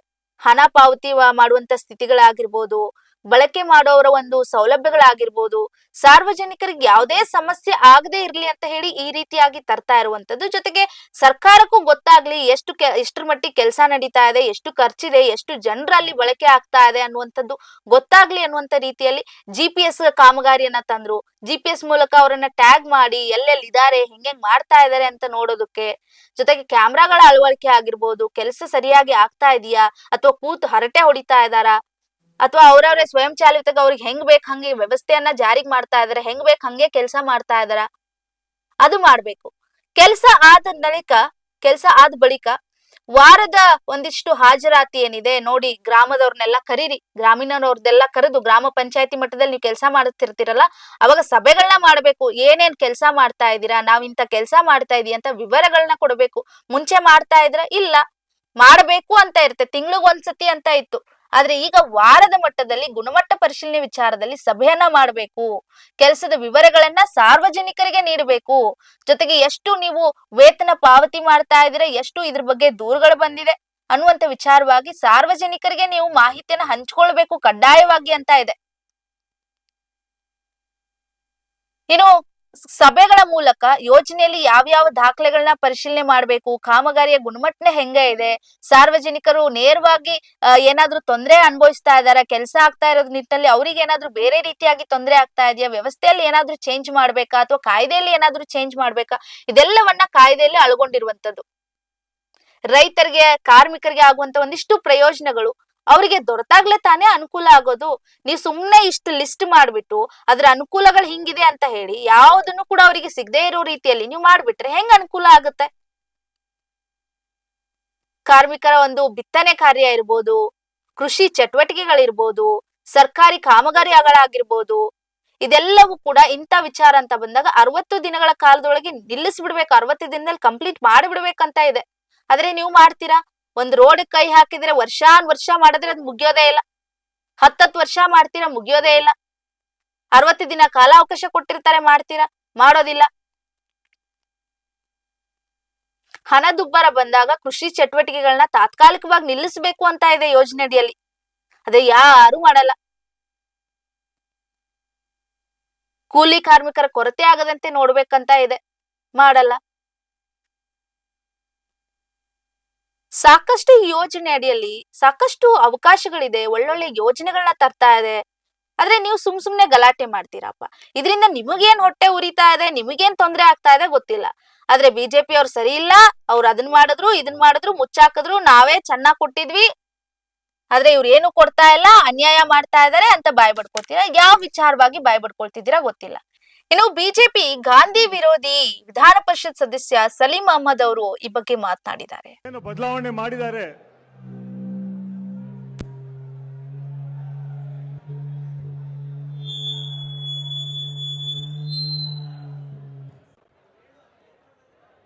ಹಲೋ, ಅದನ್ನು ತೀವ್ರವಾಗಿ ಖಂಡಿಸುತ್ತಾ ಬದಲಾವಣೆ ಮೂಲಕ ದೊಡ್ಡ ಒಂದು ಷಡ್ಯಂತ್ರವನ್ನು ಕೇಂದ್ರ ಬಿಜೆಪಿ ಸರ್ಕಾರ ಮಾಡಿದೆ. ವಂಶಪರಂಪರೆ ಅಂತ ಮಾತನ್ನು ಹೇಳ್ತಾ ಪಂಡಿತ್ ಜವಾಹರ್ಲಾಲ್ ನೆಹರು, ನಮ್ಮ ಮೊದಲೇ ಪ್ರಧಾನಮಂತ್ರಿ, ಅವರ ಹೆಸರುಗಳನ್ನು ಕಾರ್ಯಕ್ರಮ ಬದಲಾವಣೆ ಮಾಡಿದ್ರು. ನಂತರ ದಿವಂಗತ ಇಂದಿರಾ ಗಾಂಧಿಯವರು ಈ ರಾಷ್ಟ್ರವನ್ನು 16 ವರ್ಷ ಆಳಿದ್ರು, ಅವರ ಹೆಸರ ಕಾರ್ಯಕ್ರಮ ಕೂಡ ಬದಲಾವಣೆ ಮಾಡಿದ್ರು. ಸನ್ಮಾನ್ಯ ರಾಜೀವ್ ಗಾಂಧಿಯವರ ಇದಂಥ ಕಾರ್ಯಕ್ರಮ ಹೆಸರು ಕೂಡ ಬದಲಾವಣೆ ಮಾಡಿದ್ರು. ಕೊನೆಗೂ ಮಹಾತ್ಮ ಗಾಂಧಿ ಹೆಸರನ್ನು ಕೂಡ ಬದಲಾವಣೆ ಮಾಡಿದ್ದಾರೆ. ನಾಚಿಕೆ ಆಗಬೇಕು ಭಾರತೀಯ ಜನತಾ ಪಾರ್ಟಿಯ ಮುಖಂಡರಿಗೆ, ಕೇಂದ್ರ ಸರ್ಕಾರಕ್ಕೆ. ನಿಮಗೆ 12 ವರ್ಷ ಆದಮೇಲೆ ಜ್ಞಾನೋದಯ ಆಯ್ತಾ ಈ ಕಾರ್ಯಕ್ರಮ ಸರಿ ಇಲ್ಲ ಅಂತೇಳಿ? ಹಾಗಾದ್ರೆ ಮಹಾತ್ಮ ಗಾಂಧಿಯ ವಿರೋಧಿಗಳಂತ ಭಾರತೀಯ ಜನತಾ ಪಾರ್ಟಿ ಬಗ್ಗೆ ಹೇಳಬೇಕು. ನಾಥೂರಾಮ್ ಗೋಡ್ಸೆ ಅವರು ಮಹಾತ್ಮ ಗಾಂಧಿಯನ್ನು ಕೊಂದ್ರು, ಆದರೆ ಬಿಜೆಪಿಯವರು, ಕೇಂದ್ರ ಸರ್ಕಾರ ಮಹಾತ್ಮ ಗಾಂಧಿಯ ಸಿದ್ಧಾಂತಗಳನ್ನು ಕೊಲೆ ಮಾಡಿದ್ದಾರೆ. ಇದಕ್ಕೆ ತಕ್ಕ ಉತ್ತರ ಜನ ಕೊಡ್ತಾರೆ. ಕಾಂಗ್ರೆಸ್ ವರ್ಕಿಂಗ್ ಕಮಿಟಿ ಎಐಸಿಸಿ ತೀರ್ಮಾನ ಮಾಡಿ ಒಂದು ಜನ ಆಂದೋಲನ ಮಾಡುವಂತಹ ಹಿನ್ನೆಲೆಯಲ್ಲಿ ಕಾರ್ಯಕ್ರಮಗಳನ್ನು ಹಮ್ಮಿಕೊಂಡಿದ್ದೀವಿ. ಇದು ಕೇವಲ ಕಾಂಗ್ರೆಸ್ ಪಕ್ಷದ ಹೋರಾಟ ಅಲ್ಲ, ಜನಪರ ಹೋರಾಟ, ಇದೊಂದು ಸಂಗ್ರಾಮ. ಇವತ್ತು ಗ್ರಾಮೀಣ ಭಾಗದ ಜನರಿಗೆ ಮಹಾತ್ಮ ಗಾಂಧಿ ನರೇಗಾ ಮೂಲಕ ಏನು ಸಹಾಯ ಸಿಗ್ತಾ ಇತ್ತು, ಅದು ಸಿಗಬಾರ್ದಂತಹ ಬಹುಶಃ ಅವರ ವಿಚಾರಗಳನ್ನ ಇಟ್ಕೊಂಡು 12 ವರ್ಷ ನಂತರ ಇವತ್ತು ಅವರಿಗೆ ಜ್ಞಾನೋದಯ ಆಗಿದೆ, ಈ ಕಾರ್ಯಕ್ರಮ ಸರಿ ಇಲ್ಲ ಅಂತ. ಇವತ್ತು ಭಾರತೀಯ ಜನತಾ ಪಾರ್ಟಿ, ಕೇಂದ್ರ ಸರ್ಕಾರ ನೈತಿಕತೆಯನ್ನು ಕಳ್ಕೊಂಡಿದ್ದಾರೆ. ಜನ ಬಿಜೆಪಿನ ಭ್ರಮನಿರಸರಾಗಿದ್ದಾರೆ. ಅದರ ವಿರುದ್ಧ ನೀವು ಹೋರಾಟ ಮಾಡಬೇಕಾಗಿದೆ. ಇವತ್ತು ಏನು ಈ ಧರಣ ಮೂಲಕ ಇವತ್ತು ರಾಜಭವನ್ ಹೋಗಿ ಮೂಲಕ ನಾವು ರಾಷ್ಟ್ರಪತಿಗೆ ಮನವಿಯನ್ನು ಕೊಡ್ತೀವಿ. ಈ ಹೋರಾಟಕ್ಕೆ ನಾವೆಲ್ಲ ಸೇರಿ ಗ್ರಾಮೀಣ ಮಟ್ಟದಲ್ಲಿ ಪ್ರತಿಯೊಂದು ಪಂಚಾಯತಿಗಳಲ್ಲಿ, ಬ್ಲಾಕ್ಗಳಲ್ಲಿ, ತಾಲೂಕುಗಳಲ್ಲಿ ಯಾಕೆ ಈ ಬದಲಾವಣೆ ಮಾಡಿದ್ರು, ಇದರಲ್ಲಿ ಜನರಿಗೆ ಏನು ಸಮಸ್ಯೆ ಆಗತ್ತೆ, ಈ ವಿಚಾರಗಳನ್ನು ಹೇಳುವಂತಹ ಕೆಲಸ ನೀವು ಮಾಡೋಣ ಅಂತ ಮಾತನ್ನು ಹೇಳ್ತಾ, ಇದೊಂದು ಭಂಡ ಸರ್ಕಾರ, ಜನಪರ ಸರ್ಕಾರ. ಕಳೆದ 12 ವರ್ಷ ಈ ದೇಶ ಜನರ ಮೂರ್ಖನ ಮಾಡಕ್ಕೆ ಹೊರಟಿರುವಂತಹ ನರೇಂದ್ರ ಮೋದಿಯವರು ಏನು ಚೇಂಜ್ ಆಗಿದೆ ಯೋಜನೆಯಲ್ಲಿ? ಹೋಗಿ ಕಾನೂನು ಮುಖಾಂತರ ಹೋರಾಟ ಮಾಡಿ ಯೋಜನೆಯಲ್ಲಿ ಇಂಥದ್ದು ಕೊಡ್ತಾ ಇಲ್ಲ ಮಹಾಸ್ವಾಮಿ, ನಾವಿದ್ದವಾಗ ಹಿಂಗ್ ಕೊಟ್ಟಿದ್ವಿ, ಇವರು ಬಿಜೆಪಿ ಅವ್ರು ಬಂದ್ಬಿಟ್ಟು ಇದನ್ನೆಲ್ಲ ಹಾಳು ಮಾಡಿದ್ದಾರೆ, ಯೋಜನೆಯಲ್ಲಿ ಇದ್ಯಾವುದು ಇಲ್ಲ ಕೇಳಿ. ಸುಮ್ನೆ ನೀವೇ ಬಾಯ್ ಬಡ್ಕೊಂಡ್ರೆ, ರಸ್ತೆಗಿಳಿದು ಹೋರಾಟ ಮಾಡಿದ್ರೆ ಯಾರಿಗೆ ಸಿಗ್ಬೇಕು ಆ ಎಲ್ಲಾ ಅನುಕೂಲತೆಗಳು ಕೈ ಮೀರಿ ಹೋಗ್ಬಿಡುತ್ತೆ, ಯಾರಿಗೂ ಸಿಗೋದಿಲ್ಲ, ಏನು ಉಪಯೋಗ ಆಗೋದಿಲ್ಲ. ನೀರಾವರಿ ವಿಚಾರ ಆಗಿರ್ಬೋದು, ನಿರ್ಮಾಣ ವಿಚಾರ ಆಗಿರ್ಬೋದು, ಮಾರುಕಟ್ಟೆ ಸಂಪರ್ಕಗಳಾಗಿರ್ಬೋದು, ರೈತರ ಒಂದು ಉತ್ಪನ್ನಗಳಿಗೆ ಸಿಗ್ಬೇಕಾದಂತ ಸೌಲಭ್ಯಗಳಾಗಿರ್ಬೋದು, ಮಾರಾಟ ಮಾಡುವಂತ ಸೌಲಭ್ಯಗಳಾಗಿರ್ಬೋದು, ಯಾವುದೇ ಸಹಾಯ ಸಿಗೋದಿಲ್ಲ. ಯೋಜನೆ ಹೇಳುತ್ತೆ ನೇರವಾಗಿ ಯಾರ್ಯಾರಿಗೆ ಏನೇನ್ ತಲುಪಬೇಕು ನೇರವಾಗಿ ಅವರಿಗೆ ತಲುಪಬೇಕು ಅಂತ. ಆದ್ರೆ ನಮ್ಮಲ್ಲಿ ಮಧ್ಯವರ್ತಿಗಳು ಅವರೇ ದುಡ್ಡು ಹೊಡ್ಕೊಂಡು ರೈತರಿಗೆ ಹೋಗೋದು ಬಿಟ್ಬಿಡಿ. ರೈತರಿಗೆ ಗೊತ್ತೇ ಇರಲ್ಲ ಎಷ್ಟು ದುಡ್ಡು ಬಂದಿದೆ ಸರ್ಕಾರದಿಂದ, ನಮ್ಮ ಕೃಷಿ ವಿಚಾರವಾಗಿ, ಚಟುವಟಿಕೆ ವಿಚಾರವಾಗಿ ಏನೆಲ್ಲ ಬಂಡವಾಳ ಸಿಗುತ್ತೆ ಅನ್ನೋದೇ ವಿಚಾರವಾಗಿ ಗೊತ್ತಿರಲ್ಲ. ಯಾಕಂದ್ರೆ ನೀವು ಅವ್ರಿಗೆ ಹೇಳೋದೇ ಇಲ್ವಲ್ಲ. ಎಸ್, ಈ ಬಗ್ಗೆ ನಮ್ ಜೊತೆಗೆ ಮಾತನಾಡೋದಕ್ಕೆ ಪುಷ್ಪಾ ಮಂಜುನಾಥ್ ಅವರಿದ್ದಾರೆ. ಮೇಡಮ್ ನಮಸ್ತೆ.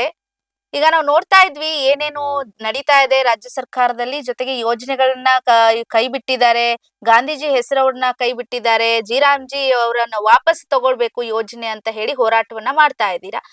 ಏನೆಲ್ಲ ಹೇಳ್ತೀರಾ ಇದ್ರ ಬಗ್ಗೆ, ಏನ್ ಮಾಹಿತಿ ಇದೆ? ಮ್ಯಾಮ್ ನೋಡಿ, ಮಾನೇರಗ ಅನ್ನೋ ಒಂದು ಯೋಜನೆ ಏನಿತ್ತು, ಅದು ಮಹಾತ್ಮ ಗಾಂಧೀಜಿಯವರು ಭಾರತ ಹಳ್ಳಿಗಳ ದೇಶ, ಪ್ರತಿಯೊಬ್ಬ ಹಳ್ಳಿಯಲ್ಲಿರೋರ್ಗು ಒಂದು ಉದ್ಯೋಗ ಸಿಗ್ಬೇಕು ಅಂತ ಅವ್ರು ಏನು ಕನಸು ಕಾಣ್ತಿದ್ರು, ಗ್ರಾಮಗಳು ಮೊದ್ಲು ಒಂದು ಉನ್ನತ ಮಟ್ಟಕ್ಕೆ ಬರಬೇಕು ಅಂತ ಅವಲ ಆಲೋಚನೆ ಆಗಿತ್ತು. ಸೊ ಆ ಒಂದು ನಿಟ್ಟಿನಲ್ಲಿ ನಮ್ಮ ಕಾಂಗ್ರೆಸ್ ಸರ್ಕಾರ ಉದ್ಯೋಗ ಖಾತ್ರಿ ಯೋಜನೆಯನ್ನ ಅನುಷ್ಠಾನಗೊಳಿಸಿತ್ತು. ಅದಕ್ಕೆ ಮಹಾತ್ಮ ಗಾಂಧಿಯವರ ಹೆಸರು ಇಟ್ಟಿತ್ತು. ಯಾಕಂದ್ರೆ ಗಾಂಧೀಜಿಯವರ ಕನಸು ಸಹ ಆಗಿತ್ತು, ಹಳ್ಳಿಗಳು ಉದ್ಧಾರ ಆಗ್ಬೇಕು, ಆಗ ಮಾತ್ರ ನಮ್ಮ ಭಾರತ ಇನ್ನೂ ಅಷ್ಟು ಅಭಿವೃದ್ಧಿ ಹೊಂದಲು ಸಾಧ್ಯ ಅಂತ.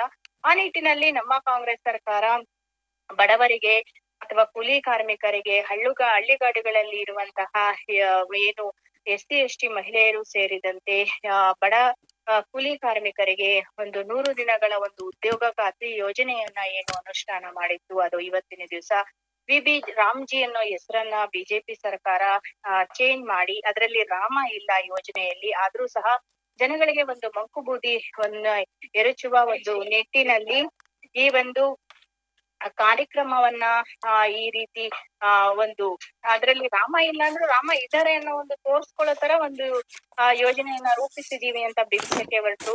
ಯಾವಾಗ ಕಾಂಗ್ರೆಸ್ ಸರ್ಕಾರ ಎಚ್ಚೆತ್ಕೊಳ್ತು, ದೇಶವ್ಯಾಪಿಯಾಗಿ ಪ್ರತಿಭಟನೆ ಮಾಡ್ತೀವಿ ಅಂತ, ಅದಕ್ಕೆ ಮುನ್ಸೂಚನೆಯಂತೆ ಇವತ್ತು ನಮ್ಮ AICC ಕಾರ್ಯದರ್ಶಿಗಳಾದ ವೇಣುಗೋಪಾಲ್ ಸರ್ ಸೇರಿದಂತೆ ರಾಜ್ಯ ಉಸ್ತುವಾರಿಗಳಾದ ರಣದೀಪ್ ಸುರ್ಜೇವಾಲಾ ಅವರು, ಮುಖ್ಯಮಂತ್ರಿಗಳು, ಉಪಮುಖ್ಯಮಂತ್ರಿಗಳು ಸೇರಿದಂತೆ ರಾಜ್ಯದ ನಾಗರಿಕರು ಸಹ ಇವತ್ತು ಮಹಾತ್ಮ ಗಾಂಧೀಜಿಯವರ ಫಾಲೋವರ್ಸ್ ಇದ್ದಾರೆ. ಎಲ್ರೂ ಸಹ ಇವತ್ತಿನ ದಿವಸ ಪ್ರತಿಭಟನೆಯಲ್ಲಿ ಪಾಲ್ಗೊಂಡಿದೀವಿ, ರಾಜ್ಭವನ್ ಚಳೋವನ್ನ ಮಾಡ್ತಾ ಇದೀವಿ, ಒಂದು ಹೋರಾಟವನ್ನ ಮಾಡ್ತಾ ಇದೀವಿ ಮೇಡಮ್. ಆಯ್ತು ಮೇಡಮ್, ಇವಾಗ ನಾವು ನೋಡ್ತಾ ಇದ್ವಿ ಕಾಂಗ್ರೆಸ್ ನಾಯಕರು ಯಾರ್ಯಾರು ಇದಾರೆ, ಹಿರಿಯರು ಎಲ್ಲರೂ ಸೇರಿ ಪ್ರತಿಭಟನೆ ಮಾಡ್ತಾ ಇದ್ರಿ. ಬಟ್ ಯೋಜನೆ ಅವ್ರ ಹೆಸರನ್ನ ಅಷ್ಟೇ ಚೇಂಜ್ ಮಾಡಿದೀವಿ, ಯೋಜನೆಯಲ್ಲಿ ಇನ್ನೂ ಸೌಲಭ್ಯ ಜಾಸ್ತಿ ಮಾಡಿದೀವಿ ಅಂತ ಹೇಳ್ತಾರಲ್ಲ. ಇಲ್ಲ ಮೇಡಮ್, ಯೋಜನೆಯಲ್ಲಿ ನಿಜವಾಗ್ಲೂ ಅವ್ರು ಹೇಳಿದಂತ ಸೌಲಭ್ಯಗಳೆಲ್ಲ ನಾನು ಪೂರ್ತಿ ಓದಿ ನೋಡಿದೀನಿ. ಆ ಯೋಜನೆಯಲ್ಲಿ ನೋಡಿ, ಮೊದ್ಲು ಅದೇ ಗ್ರಾಮದ ಪಂಚಾಯಿತಿಯವರು ನಿರ್ಧಾರ ಮಾಡಬಹುದಾಗಿತ್ತು, ಯಾರು ಬಡವರಿದ್ದಾರೆ, ಯಾರಿಗೆ ಅವಶ್ಯಕತೆ ಇದೆ ಅಂತ ಅವರಿಗೆ ಉದ್ಯೋಗ ಕೊಡ್ಬೋದಿತ್ತು. ಆದ್ರೆ ಇವತ್ತಿನ ದಿವಸ ಕೇಂದ್ರ ಸರ್ಕಾರ ನೇರವಾಗಿ ಯಾವ ಹಳ್ಳಿಗಳಿಗೆ, ಯಾವ ಪಂಚಾಯಿತಿಗಳಿಗೆ ಉದ್ಯೋಗ ಕೊಡ್ಬೇಕು ಅಂತ ಒಂದು ನಿರ್ಧರಿಸುತ್ತೆ. ಅಂದ್ರೆ ನೀವೇ ಯೋಚನೆ ಮಾಡಿ ಮೇಡಮ್, ಹೇಗೆ ಸಾಧ್ಯ ಅದು? ಇದರಲ್ಲಿ ಭ್ರಷ್ಟಾಚಾರ ಹೆಚ್ಚಾಗುತ್ತೆ, ಅದೆಲ್ಲನೂ ಹಳ್ಳಿಗಳ ಮೇಲೆ ಅಥವಾ ಪಂಚಾಯಿತಿಗಳ ಮೇಲೆ ಹಿಡಿತ ಸಾಧಿಸುವ ಒಂದು ಇದನ್ನ ಮಾಡ್ತಾ ಇದೆ. ಇದರಿಂದ ನಿಜವಾಗಲೂ ಬಡವರಿಗೆ ಯಾವುದೇ ರೀತಿಯ ಪ್ರಯೋಜನ ಇಲ್ಲ ಮೇಡಮ್. ಅಲ್ಲ, ಮುಂಚೆ ಇದ್ದಿದ್ ಯೋಜನೆ ಏನಂದ್ರೆ ಬರೀ ಗುತ್ತಿಗೆ ಕಾಮಗಾರಿ ಮಾಡೋರ್ಗ್ ಮಾತ್ರ ಆದ್ಯತೆ ನೀಡಲಾಗ್ತಾ ಇತ್ತು. ಇವಾಗ ಜಲ ಕಾಮಗಾರಿ ಆಗಿರ್ಬೋದು, ಕೃಷಿ ಚಟುವಟಿಕೆ ಆಗಿರ್ಬೋದು, ಎಲ್ಲದಕ್ಕೂ ಒತ್ತು ಕೊಡ್ತೀವಿ ಅಂತ ಹೇಳ್ತಾರೆ. ಮೇಡಮ್, ಈ ಒಂದು ಗ್ರಾಮದಲ್ಲಿ ಒಂದು ನೋಡಿ ಚೆಕ್ ಡ್ಯಾಂಗಳ ನಿರ್ಮಾಣ ಮಾಡ್ತಾ ಇದ್ರು, ಕೆರೆಗಳಲ್ಲಿ ಹೂಳೆತ್ತೋದನ್ನ ಮಾಡ್ತಾ ಇದ್ರು. ಅದು ಗ್ರಾಮ ಪಂಚಾಯತಿ ಅವರಿಗೆ ಗೊತ್ತಿತ್ತು ಯಾವ ಕೆಲಸ ಇದೆ, ನಾವು ಯಾವ ಮಾಡಿಸ್ಬೇಕು, ಯಾರಿಗೆ ಕೂಲಿ ಕೊಡ್ಬೇಕು, ಯಾರು ನಿಜವಾದ ಬಡವರು, ಯಾರಿಗೆ ಈ ಸೌಲಭ್ಯ ಸಿಗ್ಬೇಕು ಅನ್ನೋದು. ಸೊ ಈ ಒಂದು ನಿಟ್ಟಿನಲ್ಲಿ ಗ್ರಾಮ ಪಂಚಾಯಿತಿಯಲ್ಲಿ ಅದನ್ನ ನಿರ್ಧಾರ ಮಾಡಿ ಅವರು ಒಂದು ಸಲ ನಿರ್ಧಾರ ಕೊಟ್ಟ ಮೇಲೆ ಆ ಗುತ್ತಿಗೆದಾರರು ಕೆಲಸವನ್ನ ಮಾಡಿಸ್ತಿದ್ರು. ಆದ್ರೆ ಇವತ್ತಿನ ದಿವಸ ಕೇಂದ್ರ ಸರ್ಕಾರ ನೇರವಾಗಿ ಈ ಒಂದು ಯೋಜನೆಯನ್ನ ತನ್ನ ಕಪಿಮುಷ್ಟಿಗೆ ತಗೊಂಡ್ರೆ ಹೇಗೆ ಸಾಧ್ಯ ಆಗತ್ತೆ ಹಳ್ಳಿಗಳಿಗೆ ಆ ಸೌಲಭ್ಯ ಸಿಗಕ್ಕೆ, ಅಥವಾ ಹಳ್ಳಿನ ಜನಗಳಿಗೆ ಅಂತ ನಮ್ಮ ಒಂದು ಇದು madam. Okay ma'am, thank you ತಮ್ಮೆಲ್ಲ ಮಾಹಿತಿಗೆ.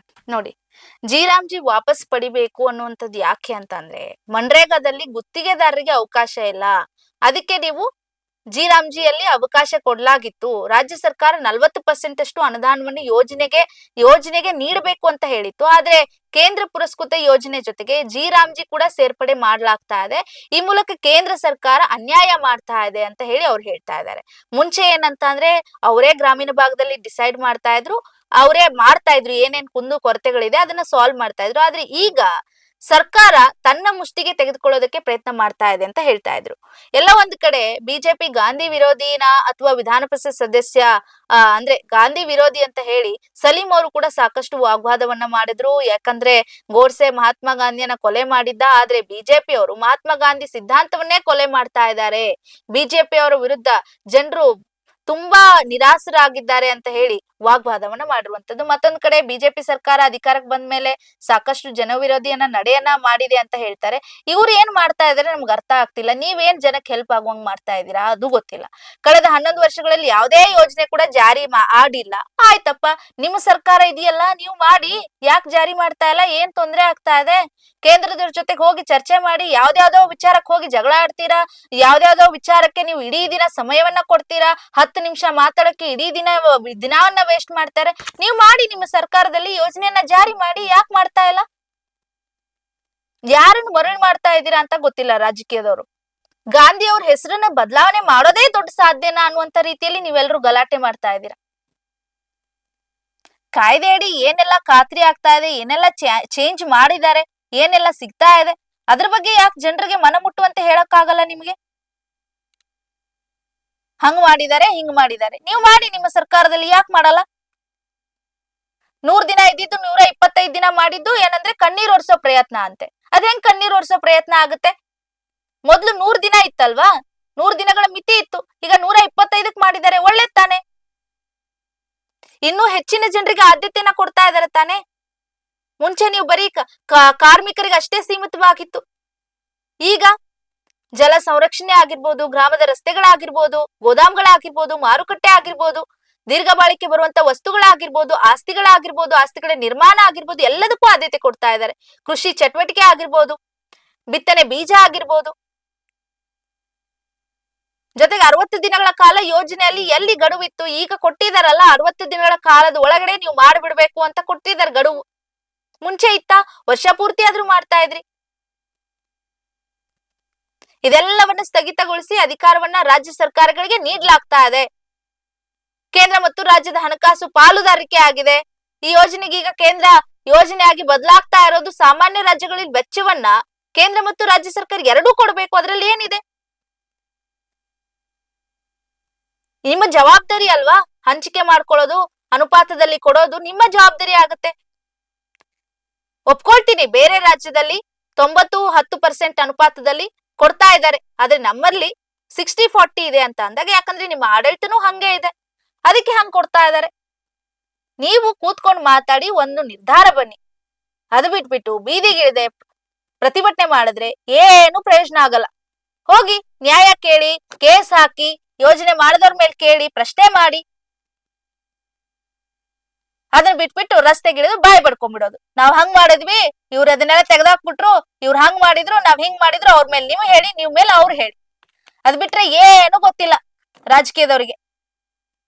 ನಿಮ್ ಸರ್ಕಾರ ಇದ್ದಾಗ ಅವ್ರು ಬಾಯಿ ಬಡ್ಕೋತಾರೆ, ಅವ್ರ ಸರ್ಕಾರ ಇದ್ದಾಗ ನೀವು ಬಾಯಿ ಬಡ್ಕೊಳ್ತೀರಾ. ಎಸ್, ಇದಿಷ್ಟು ಈ ಹೊತ್ತಿನ ಪ್ರಮುಖ ಅಪ್ಡೇಟ್ಸ್. ನಿರಂತರ ಸುದ್ದಿಗಾಗಿ ಸದಾ ಗಮನಿಸಿ ಬಿಬಿ ನ್ಯೂಸ್ ಕನ್ನಡ. ಇದು ಕನ್ನಡಿಗರ ಪ್ರತಿಧ್ವನಿ.